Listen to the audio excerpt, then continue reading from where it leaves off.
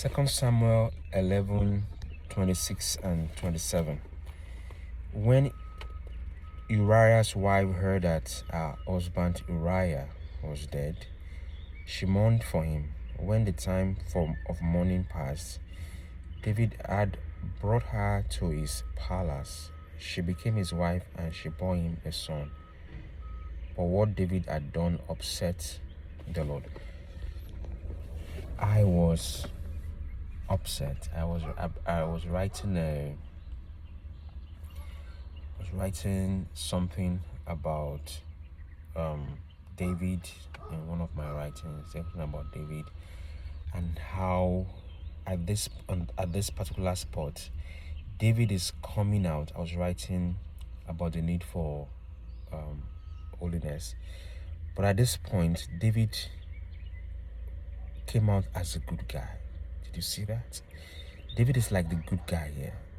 A widow whose husband died in the battle, and me, a king, I'm gonna do her a favor.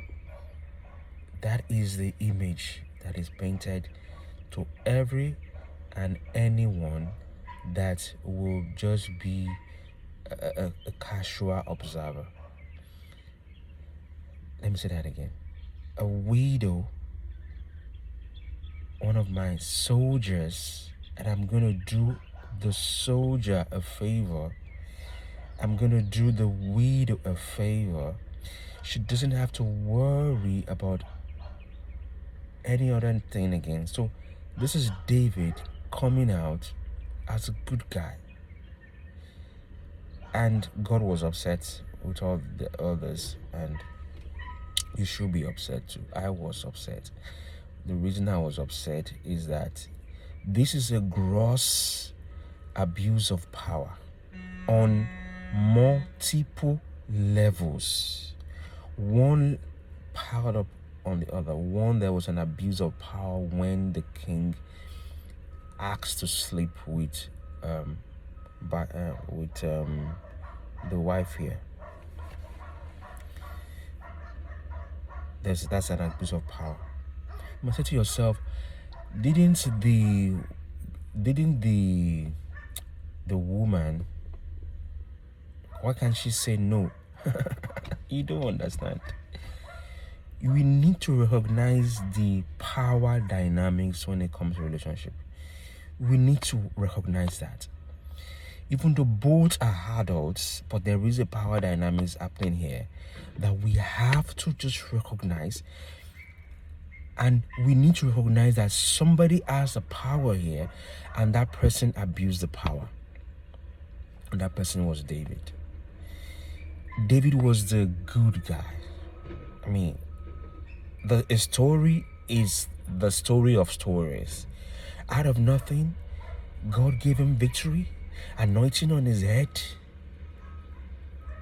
But it became a testament, an eternal testament of abuse of power. I need you to recognize that.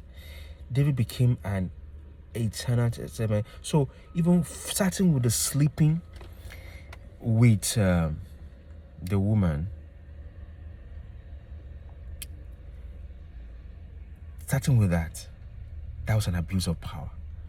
That was an abuse of power. You might say, I heard a message that said, oh, the woman was bathing, deliberately trying to trap the king. Will you stop that? Do you know how the bathrooms are designed in those kind of countries, in those old time? And we still have some of them here now, where you just have some enclosure just outside the house just to bathe, because that's just the way things are.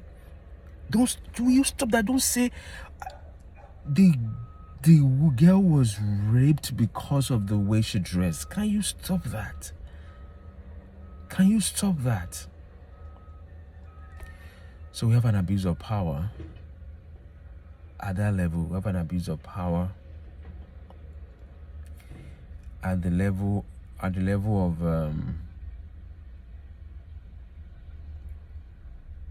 his own employee. You can call Uriah David's employee. So that's an abuse of power, where I organize things to make your life hell.